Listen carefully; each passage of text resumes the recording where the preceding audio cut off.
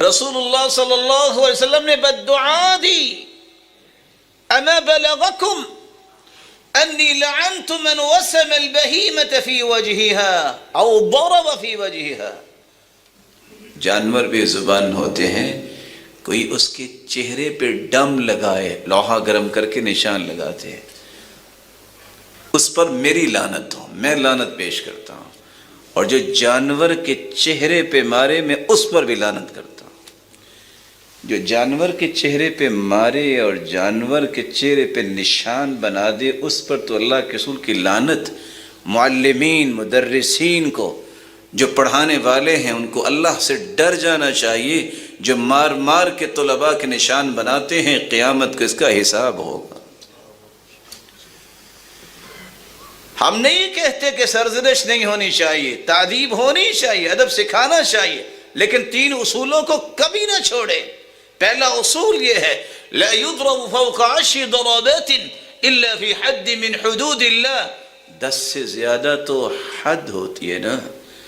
ایک شخص جو ہے آنکھیں بند کر کے لاٹھی پکڑ لیتا ہے یا کوئی اور چیز، یا مارنے لگ جاتا ہے، اور 10 سے زیادہ، اس نے کیا شراب پی ہے؟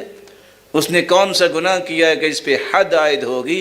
اللہ سے ڈر جاؤ، اس کا حساب ہوگا، اور قیامت کو یہی کچھ ہوگا جو اللہ کے رسول ابو مسعود بدری سے کہا تھا۔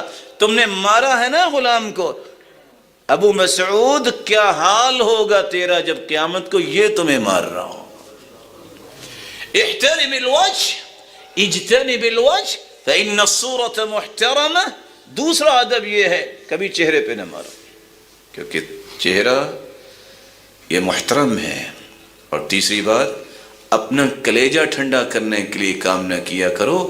سرزنش اور تعذیب بغیر مار کے بھی ہو سکتی ہے، اور اگر آپ نے تعذیب کرنی بھی ہے تو اتنی مناسب ہو، غیر مبرح، کسی کی ہڈی نہ ٹوٹے، کسی پہ نشان نہ بنے، مقصود اصلاح ہوتی ہے۔ اس لیے کتنے عقل مند لوگ گزرے ہیں، ان کا غصہ آتا وہ خاموش ہو کے باہر چلے جاتے، جب وہ ریلیکس ہوتے پھر آ کے تعذیب کرتے، تاکہ ان کا غصہ شامل نہ ہو، اور اس تعذیب کا بھی اجر ہوگا۔